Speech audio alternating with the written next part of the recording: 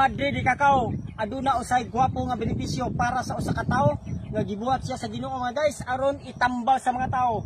ang mga dahon niini ang usa ka baso nga dahon ug gikuskus nga panit sa madre di kakao ug usa ka baso nga panit nga kinuskus ug usa ka baso nga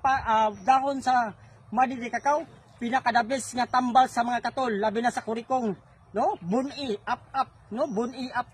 kurikong tanang klase sa katol sa panit sa tao iyang tambala no lutoon siya sa tulo ka buok lubi nga gikagod ginata ang duga sa lubi iluto niya no ipabukal siya hantod nga mawala na iyang gata hantod nga mahimo siyang lana usa ka basong panit nga kinuskos ug usa ka baso nga dahon